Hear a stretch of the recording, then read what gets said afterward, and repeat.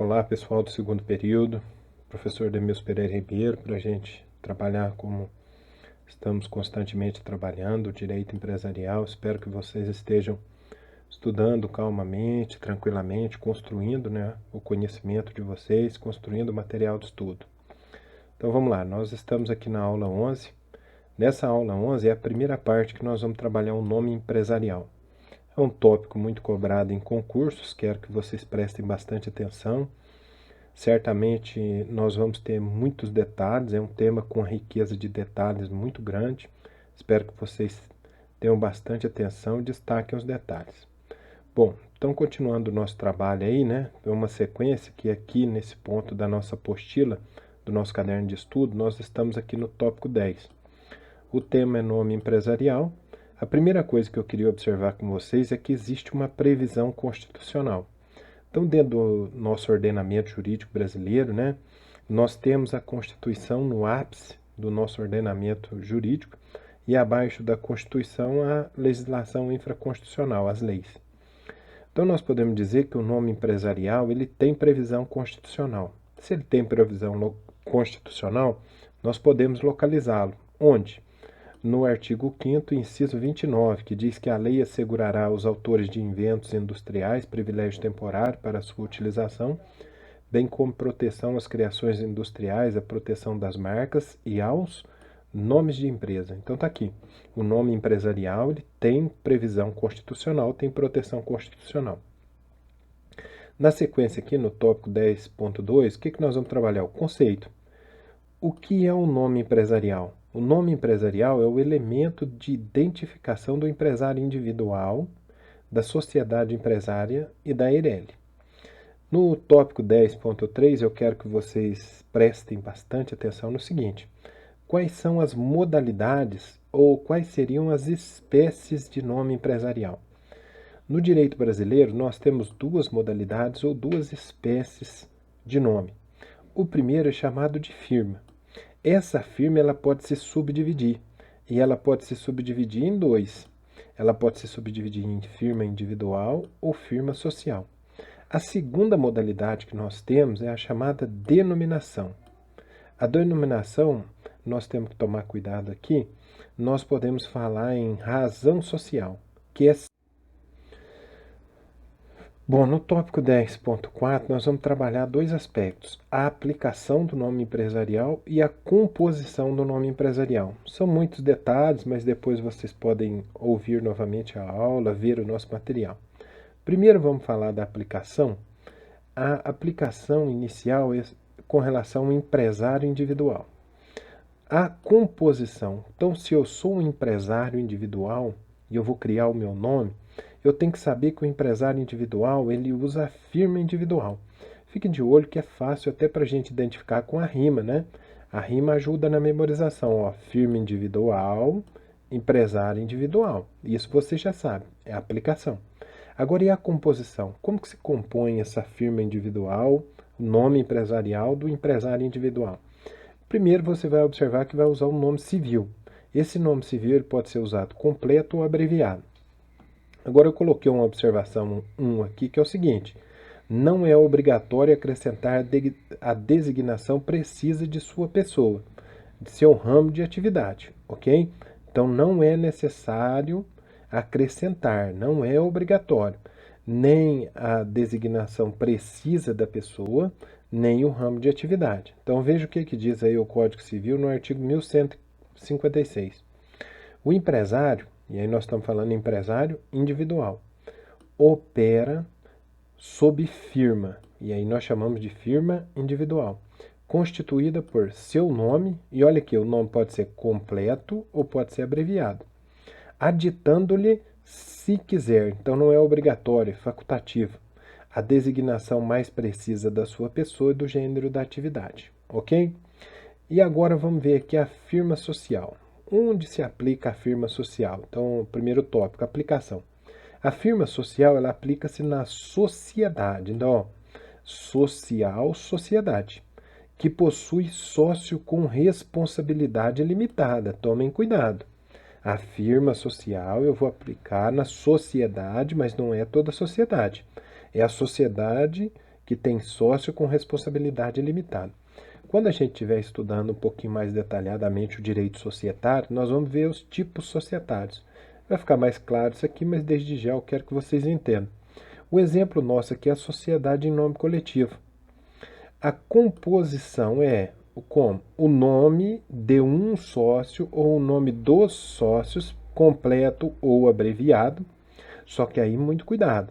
A expressão e companhia tem que vir no final do nome empresarial. Tomem muito cuidado com isso. É no final do nome empresarial. Agora, o nome, ele consta de uma composição porque a responsabilidade é ilimitada. Então, fique de olho, responsabilidade ilimitada. Portanto, os sócios, eles responderão com os seus bens pessoais por eventuais dívidas da sociedade. O Código Civil, ele no artigo 1157, ele trata desse aspecto, quando ele fala que a sociedade em que houver sócios de responsabilidade limitada operará com firma, e aí nós sabemos se é uma sociedade, firma social.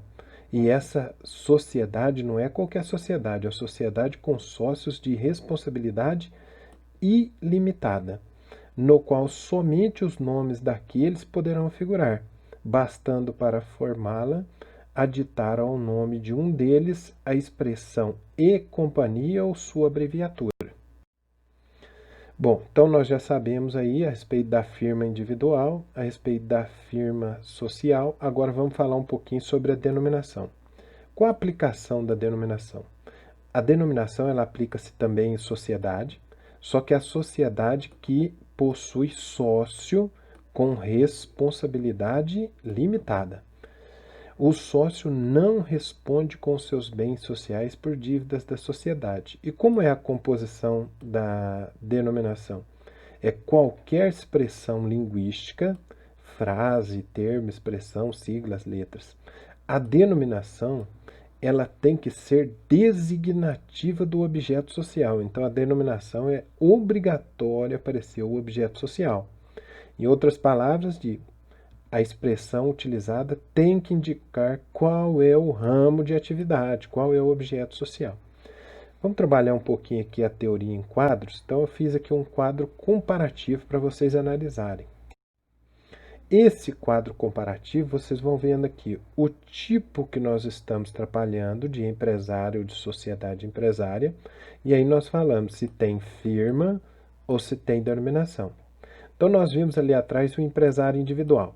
O empresário individual, a responsabilidade é ilimitada. Ele usa firma ou denominação? Apenas firma. A sociedade em comandita simples, ela tem o sócio comanditário, que é a responsabilidade limitada, e o comanditado, que é a responsabilidade limitada. Que tipo de nome que ela tem? Ela tem apenas a firma, e essa firma, somente o nome do sócio comanditado vai aparecer. E a sociedade em nome coletivo? Todos os sócios têm responsabilidade ilimitada. Então, o nome dela vai ser o quê? Firma. A sociedade anônima, cuja responsabilidade é limitada, ela vai ter o quê? Apenas denominação. A cooperativa, que a responsabilidade é limitada, ela vai ter o quê? Apenas denominação. A sociedade limitada. Sociedade limitada, uma curiosidade, ela pode ter firma e ela pode ter denominação. A mesma coisa é a Eireli, pode ter firma e pode ter denominação. E a sociedade em comandita por ações pode ter firma e pode ter denominação. E a sociedade em conta de participação, muito cuidado, ó, em conta de participação rima com não. Ela não tem nome, nem firma, nem denominação. Bom, então eu fiz algumas observações aqui para que vocês não se percam, né? A primeira observação, a sociedade anônima. De acordo com o artigo 1160, a sociedade anônima opera sobre denominação e tem que ter o seu objeto social e ela é integrada, né? O nome da sociedade anônima tem que aparecer ou sociedade anônima ou companhia, e aí pode ser por extenso ou abreviado. O parágrafo único diz que pode constar da denominação o nome do fundador. o acionista ou pessoa que haja concorrido para o bom êxito da formação da empresa. Essa é uma exceção. Aí eu pus a observação aqui da cooperativa também, que no artigo 1159 fala que a sociedade cooperativa ela funciona com denominação integrada pelo vocábulo, é obrigatório o uso da palavra cooperativa. Agora, cuidado com 3 exceções. Nós vamos ter 3 exceções aqui. Primeiro, a sociedade limitada. No artigo 1158 diz que a sociedade limitada ela pode adotar firma ou denominação, e aí vão estar integrado pela palavra limitada ou a sua abreviatura, que nós já acostumamos, e aí muito cuidado. Se tiver a omissão da palavra limitada ou da sua abreviatura, o que acontece? O Código Civil, no artigo 1158, parágrafo 3º, deixa bem claro. A omissão da palavra limitada faz com que essa sociedade que tinha uma responsabilidade limitada passe a ter, olha a consequência, uma responsabilidade solidária, todos respondem ao mesmo tempo, e ilimitada. Então vai atingir tanto os bens empresariais quanto os bens pessoais. Dos administradores, tomem cuidado, dos administradores que assim empregarem a firma ou denominação da sociedade. Bom, segundo a exceção que nós temos aqui é a Eireli, que no artigo 980-A, parágrafo 1º, nós vimos. O nome empresarial da Eireli deverá ser formado obrigatoriamente pela inclusão da expressão Eireli. Então, é obrigatório o uso da expressão Eireli após a firma ou a denominação social, que nós vimos a Eireli, ou seja, a empresa individual de responsabilidade limitada, ela pode usar os 2 nomes empresariais. Tanto ela pode usar o nome firma, como ela pode usar o nome denominação social. A terceira exceção que nós temos é a sociedade que é classificada como comandita por ações. Ela também pode usar firma ou denominação. A observação que eu fiz aqui é o seguinte: a sociedade em conta de participação, ela é uma sociedade despersonificada.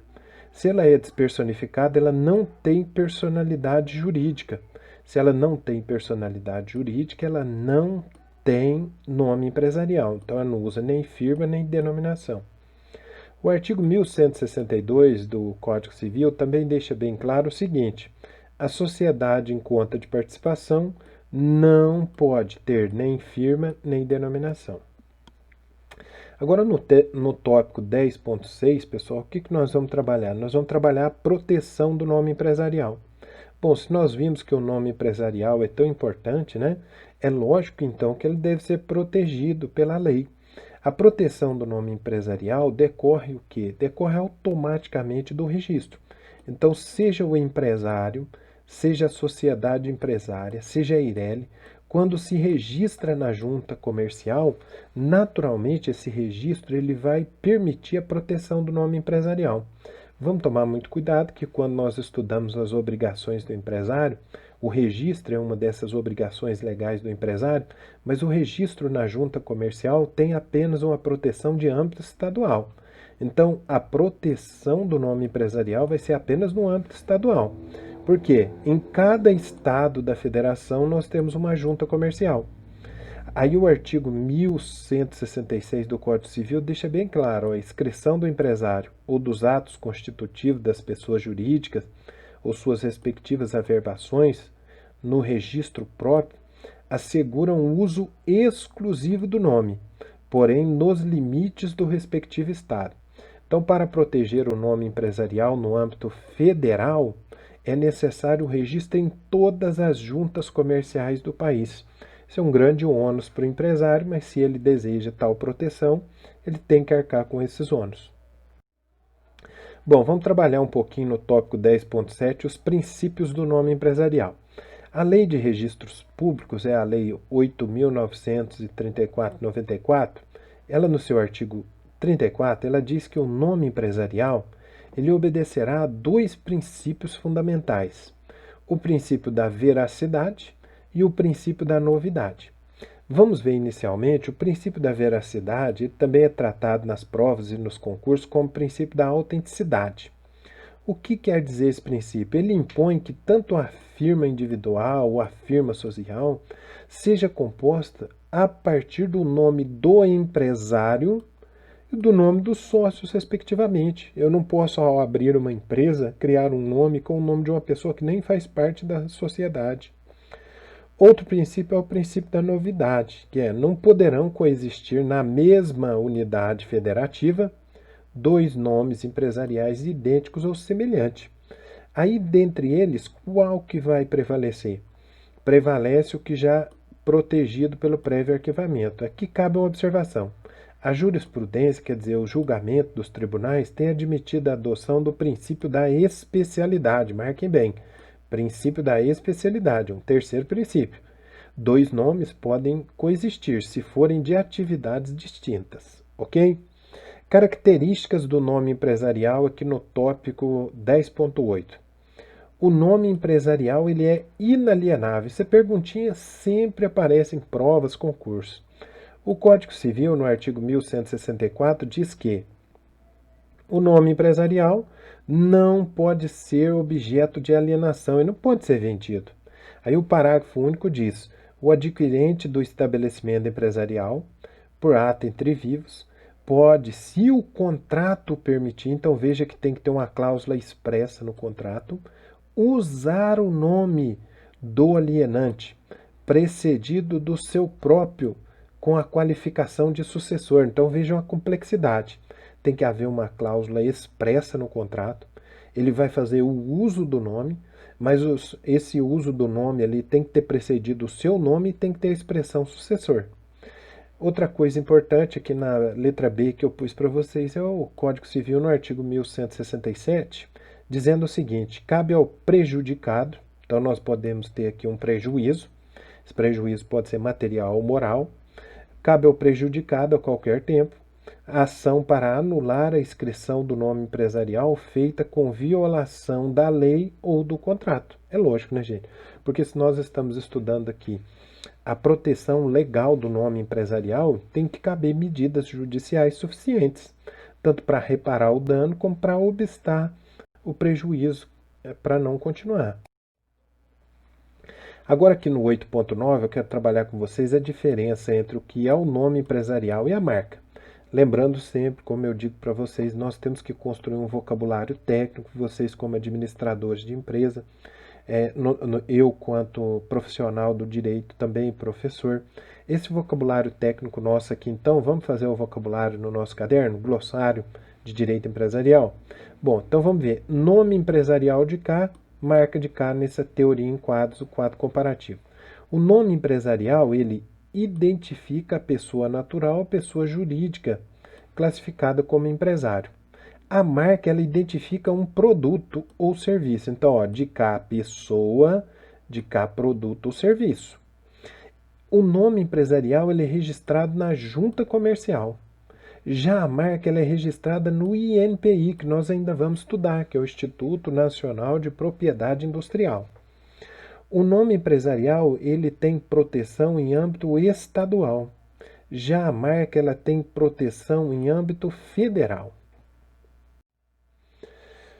Agora vamos trabalhar então aí um pouquinho também, muito importante para esclarecer bem o nosso conhecimento, é o seguinte: a diferença entre o nome empresarial e o título do estabelecimento empresarial. Vejamos.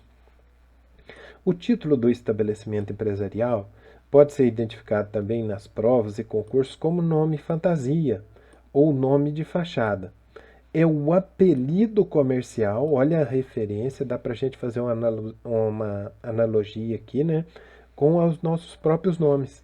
Tanto eu, vocês, alunos, nós temos os nomes, mas nós temos os apelidos. Então aqui já dá para a gente fazer uma diferença entre o que é o nome empresarial, que é o título do estabelecimento.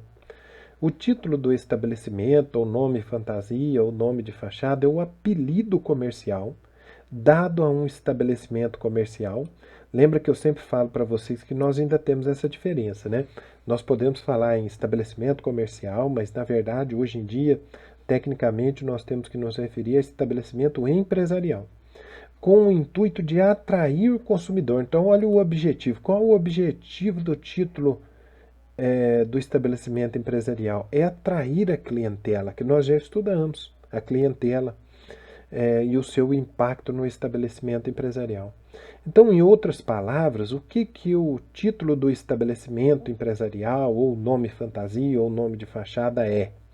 É o nome popular da empresa. Então, veja bem, é o nome popular da empresa. É o apelido comercial dado a essa empresa. Isso não tem nada a ver com a sua razão social, é apenas uma questão de identificação. Tanto que geralmente nós temos uma diferença gritante entre o que é o título do estabelecimento e o ramo, ok?